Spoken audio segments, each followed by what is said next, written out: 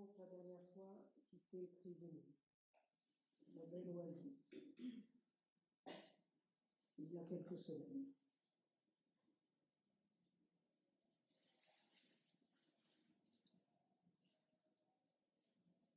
Après avoir désaltéré nos bêtes, après que les êtres se soient recentrés par quelques méditations, la caravane, qui est le Sanjaya, reprend la route. Et chacun d'entre vous reprend la marche, solitaire ou commune, avec un peu le cœur gros, le cœur lourd, à l'annonce faite par les guides que nous sommes de notre prochain départ de la contrée dans moins de 3 lunaisons.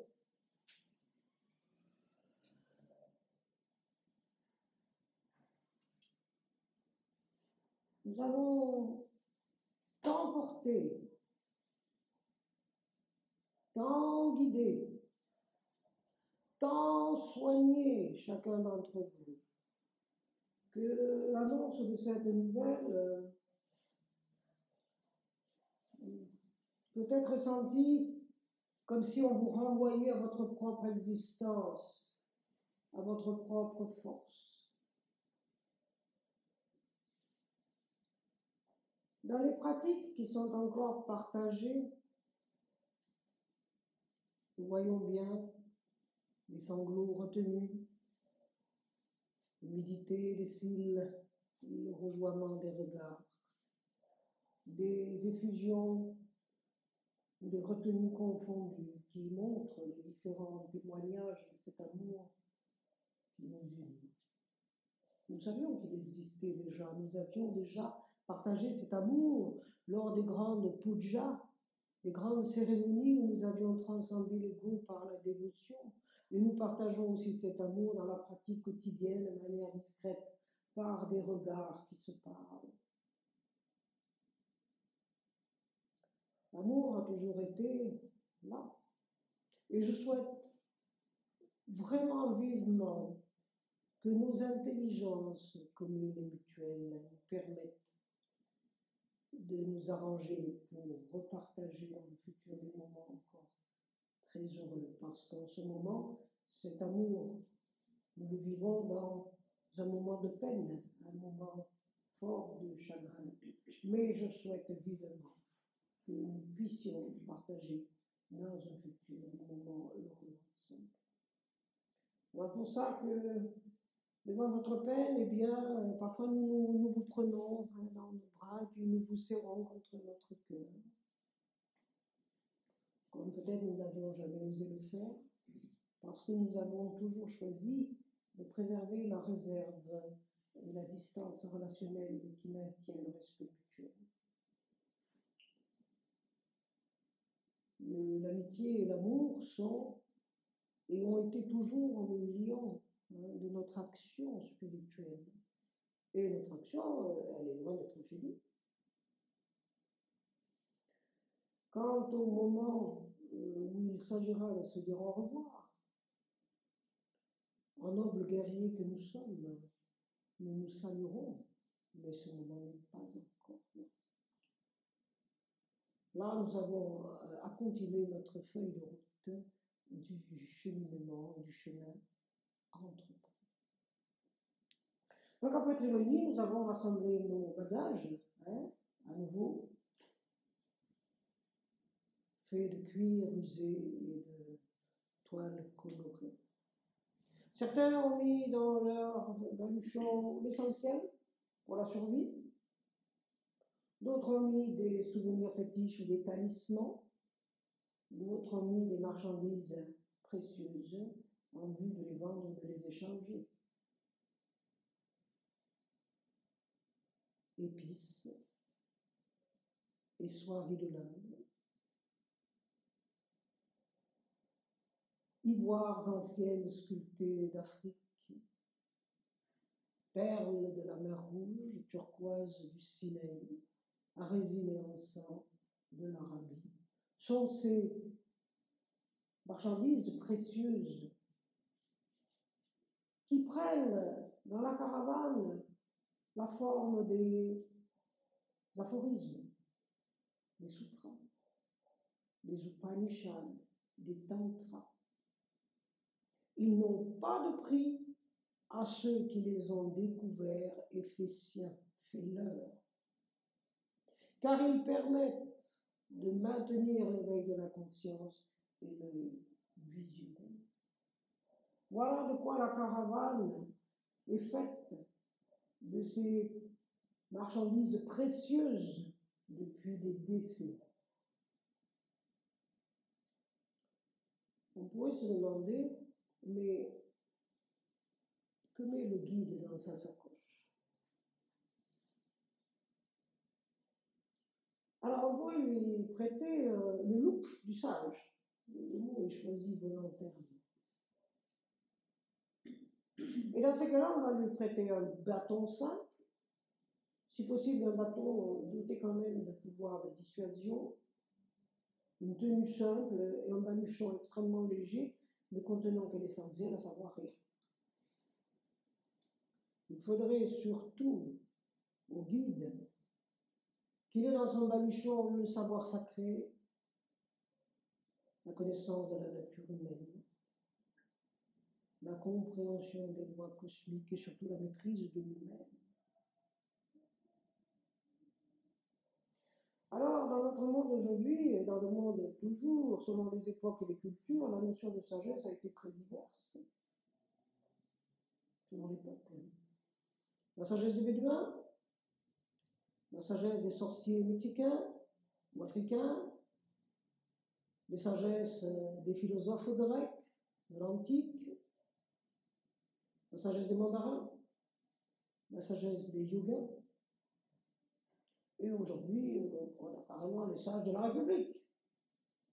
Ce sont d'autant de versions différentes de ce concept. Alors en vérité, rassurez-vous, vous ne trouverez pas beaucoup de sages yogis parmi les sadhus errants indiens. Mais par contre, en Occident, vous pouvez très bien trouver des personnes qui ne sont ni apparentées à un mouvement religieux ni à un mouvement communautaire et qui sont humblement, simplement, dans l'anonymat, de grands sages. Et vous pouvez trouver des parfaits idiots au fond des ashrams.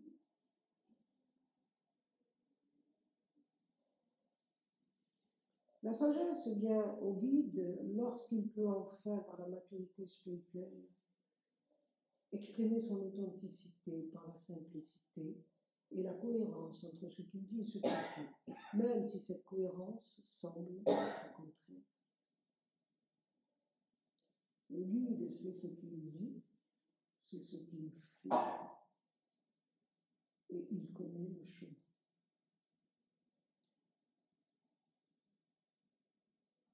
La totale sagesse, la véritable sagesse, vient lorsque le guide obtient, le pratiquant obtient la totale liberté, qu'il est une guidance. Alors, quand le guide a une caravane à diriger, il doit aussi avoir dans sa sacoche des armes. Il doit avoir les armes des déesses, des shaktis courroucées ou bienveillantes, telles le sabre, pour couper les obstacles. La foudre, pour induire l'énergie électropranique dans le corps. Le feu, pour maintenir l'éveil de la conscience et de l'énergie. La flèche, pour indiquer la direction du chemin. Autrement dit, l'art du guide, c'est de savoir utiliser les armes avec sagesse.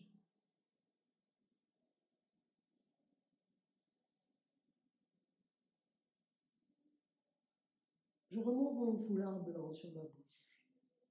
Je descends mon turban de même couleur un peu sur mon front car un vent léger de sable se lève. Ma monture est fébrile, mon regard pointe l'horizon. Là-bas, à l'avant de la caravane, les éclaireurs s'agitent et nous font de grands gestes. Gémioa est le plus actif. C'est le plus ancien. Il connaît bien la caravane pour avoir accueilli de nombreux aspirants à mes côtés et sous ma direction démontré des postures de son corps svelte et agile, non sans fierté retenue.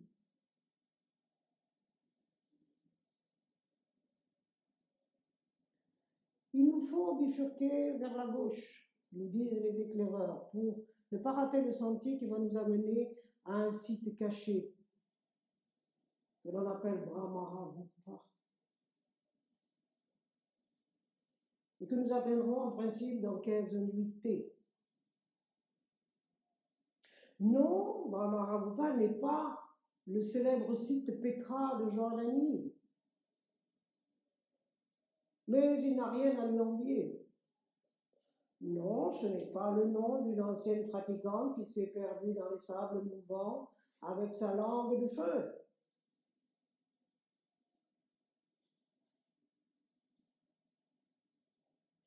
Brahmara-Gupa est un site caché que l'on trouve après main labyrinthe obtenu par le cours des anciennes rivières. Nous y sommes souvent venus avec mes élèves avancés, en kriya, en méditation. Et c'est très exactant à chaque fois d'y arriver, tant les visions et l'apparition sont impactantes.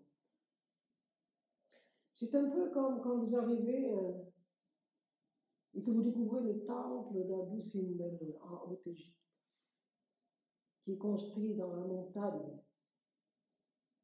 On arrive par l'arrière de la montagne, on arrive par la droite, et on arrive et on découvre soudainement ces immenses statues gigantesques de Ramsès II de Néfertari, qui fixent comme des méditants éternels et scrutent l'horizon du lac Nasser. Mais revenons à Brahmara. Brahmara-Gupa est donc un site qui fut anciennement propice, avec une cité qui s'est développée très prospère et qui fut un confluent du commerce caravanier. Bien sûr, le site a été délaissé, car aujourd'hui, dans notre monde, beaucoup de gens préfèrent les villes très animées avec des écrans colorés, des quartiers en couleur d'écran. Et tant mieux, car les lieux secrets, les lieux silencieux, isolés aujourd'hui, sont extrêmement rares et extrêmement précieux. Et ici, à Brahmara-Gupa, nul besoin d'écran numérique et de casque virtuel pour expérimenter les visions transcendantales. Il y a dans notre monde d'aujourd'hui beaucoup de sites sacrés qui ont subi l'assaut des lobbies touristiques et qui dégradent des chefs-d'œuvre du passé et corrompent les populations autochtones. Auprès de ces sites, certains chefs spirituels veillent à cela, mais le sacré y est souvent en souffrance. Brahmara-Gupa est donc un site caché. Il est surtout caché dans notre cerveau. Et dans notre cerveau, nous pouvons absolument neutraliser à l'entrée tout pollueur en tout genre. Brahmara-Gupa est donc ce lieu secret, caché, que l'on trouve après les labyrinthes taillés dans la roche. La partie principale nous permet d'arriver sur une grande grotte immense, une cavité presque ouverte, au nord de laquelle se trouvent 3 temples, magnifiques, avec des façades différentes, des couleurs argilesques et sculptées au flanc des rochers. Ils sont de taille dégraissée et ils sont reliés les uns aux autres par des voies intérieures et cachées. Grande beauté que voilà. On dit que seuls les chercheurs spirituels, les yogis méditants, s'ils arrivent à méditer en silence à leurs pieds, peuvent entendre les sons sacrés venant du passé qui résonnent à l'intérieur. Et si les pratiquants, les voyageurs, méditent à la 16e lune montante, ils peuvent aussi entendre les bruits du futur très loin. Ce sont là les prémices des expériences révélatrices ultérieures, les fameuses époustouflantes montées cognitives que les yogis connaissent bien.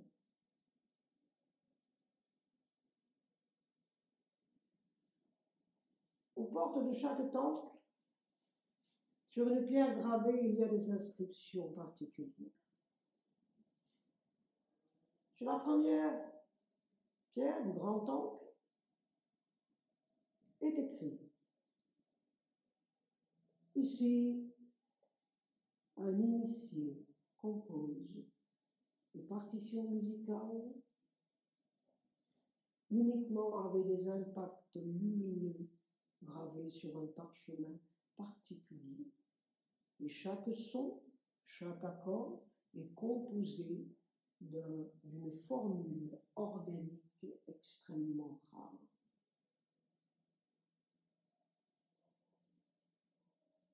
Devant la 2e porte du 2e temple est écrit: ici, un initié joue la composition écrite dans le 1er temple et envoie des coursiers volatiles et invisibles porter chaque son avec un rôle spécifique dans des autels parsemés dans les sables et la contrée tout autour.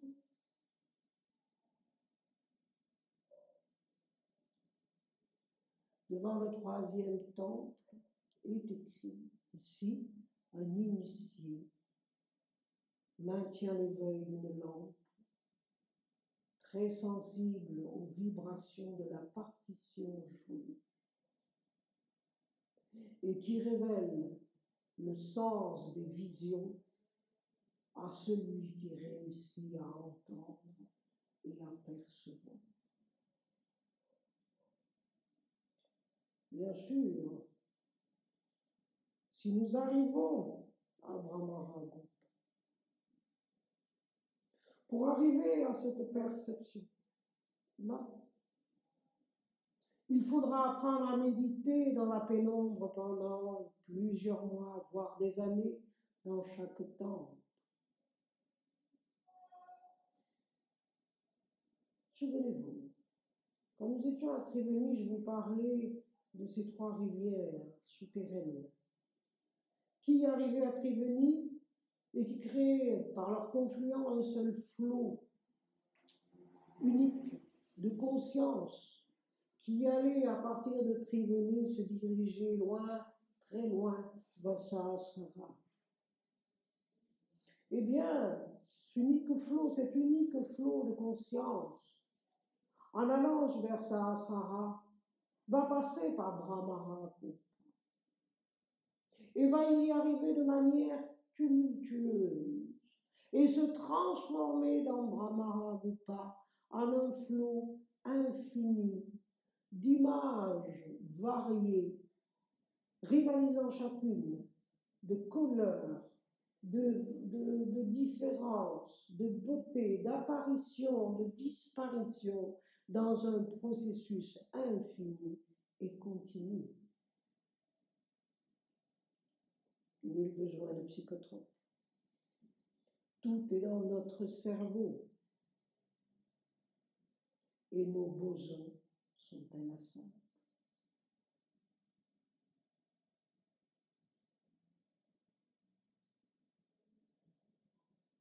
Jemiwa,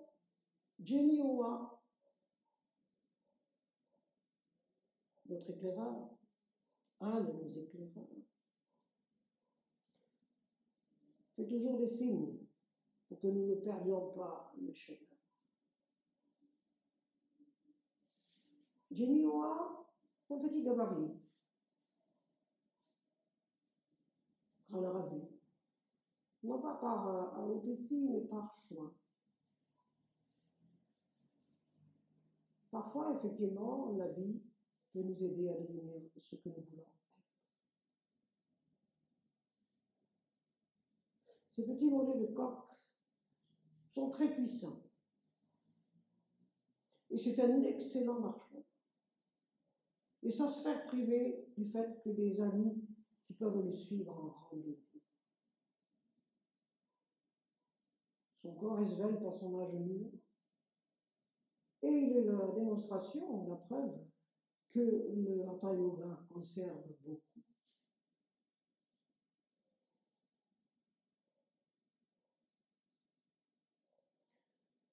Jemiwa a une particularité.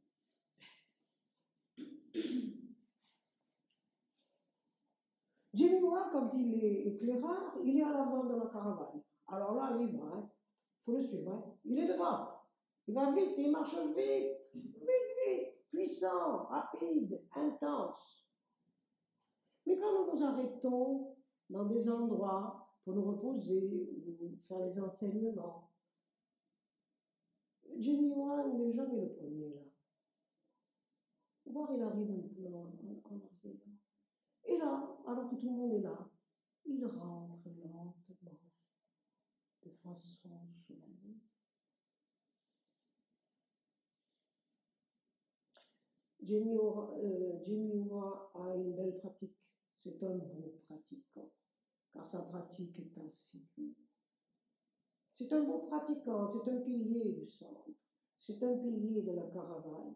Même si parfois, il n'a pas su se positionner. Quand sur le chemin, nous rencontrions des voyageurs qui nous manquaient de respect, à ces fois-là, il est devenu invisible comme une dune. Même pas. Nous avons assez de guerriers et de guerrières sur nos montures.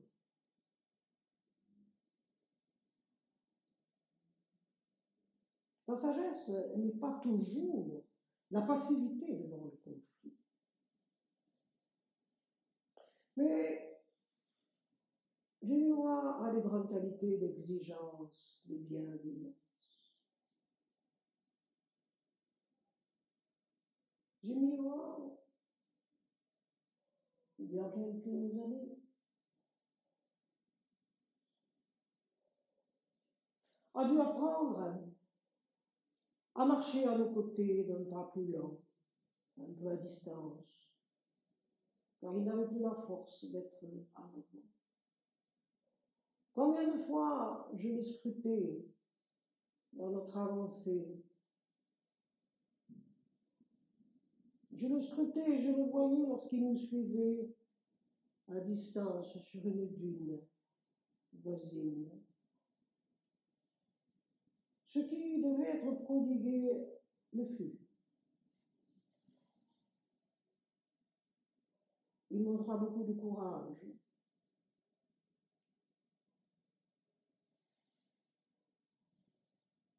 Il gagna la bataille. Par le stoïcisme, jamais il n'abandonna sa pratique.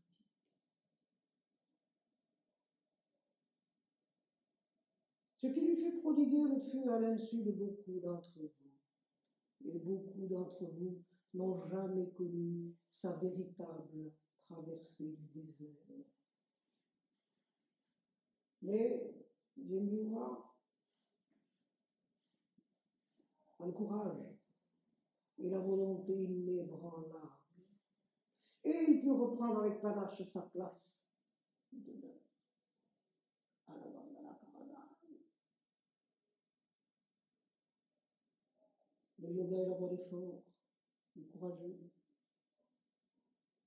Longue vie, adieu.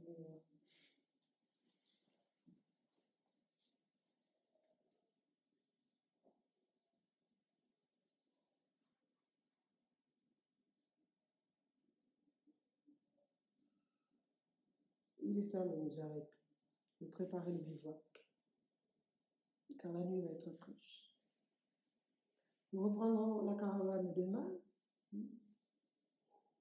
pour nous préparer dans 15 jours à préparer un grand feu de camp où nous allons nous retrouver sous les mêmes étoiles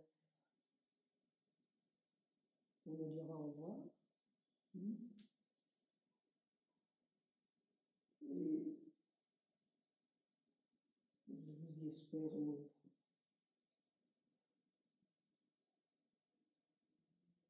Je sens l'odeur des épices dans l'infusion du soin. Allez, on va ça.